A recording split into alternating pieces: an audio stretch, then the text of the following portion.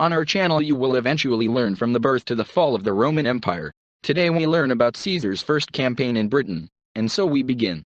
After his return to Gaul, Caesar with his legions paid a visit to Germany, where he put an end to all attempts by the Germans to disturb the Gallic lands again. In principle, the dispute between Rome and the Germans on the topic whose ball was finally closed. The Germans, having received a series of sensitive blows from Caesar, were forced to leave alone all their plans to invade and seize Gaul.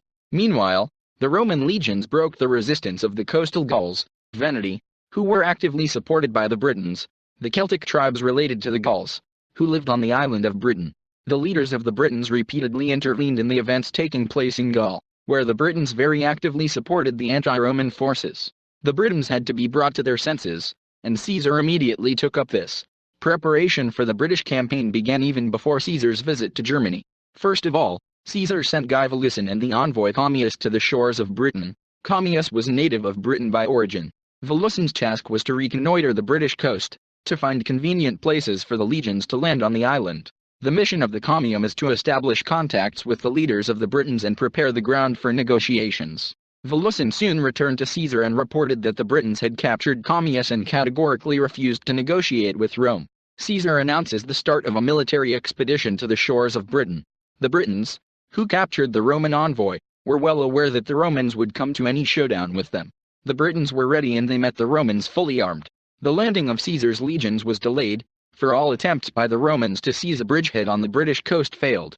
The cavalry of the Britons, along the route of the Roman fleet along the British coast, controlled the coast all the time and with swift attacks prevented all attempts by Caesar to land his legions on the coast. Then Caesar used a different tactic. Some of the ships were located in the sea in such a way as to attack the Britons with the help of throwing machines. Scorpions are Roman katyushes. Volleys of large flaming arrows fell on the Briton cavalry, scattering them to the sides. The order sounded, "To the shore, forward!" But the legionnaires hesitated. The situation was saved by the eagle-bearer of the 9th Legion. The legionnaire rushed from the ship with an eagle and rushed to the British coast. Behind him rushed to the attack and the entire 9th Legion. The Britons came to their senses and rushed at the Romans in order to repel the landing of the legionnaires.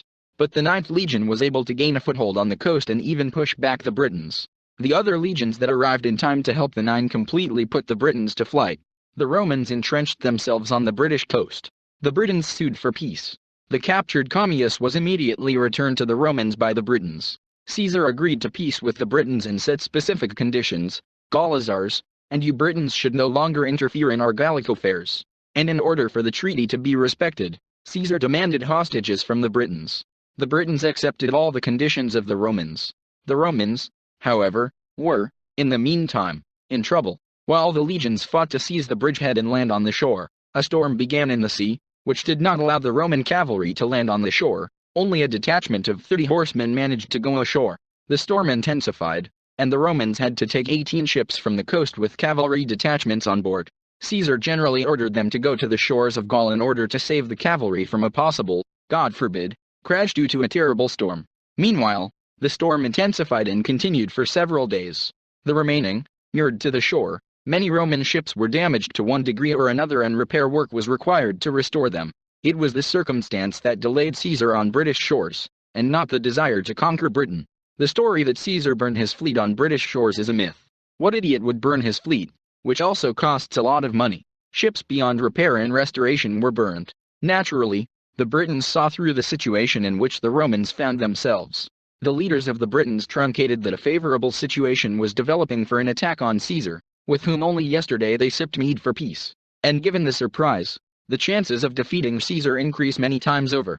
The Britons secretly gather a large force in the hope of expelling the Romans from Britain with a surprise blow. Meanwhile, the Romans were repairing storm-damaged ships. The treacherous attack of the Britons was unexpected for the Romans, but thanks to their training and experience, the Roman legions withstood the onslaught of the Britons. Once again, the 9th Legion played a key role, saving the 7th Legion from defeat, which was ambushed by the treacherous Britons. The second attack of the British, with all their might, failed again. Organization and discipline defeated the bunch and little of the British onslaught. Julius Caesar was able to repel all the attempts of the Britons to defeat his legions. However, the Roman commander did not stop there.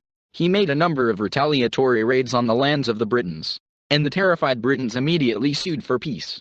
The peace treaty was concluded, but now Caesar demanded twice as many noble hostages from the Britons. At the same time, the Briton hostages were brought to the continent at the expense of the Britons themselves, because the Roman fleet suffered some losses, described above. The British leaders assured Caesar with an oath that they would no longer interfere in Roman Gallic affairs and would not continue to act against the interests of Rome. Caesar returns to Gaul, which he hoped to finally include in the Roman state.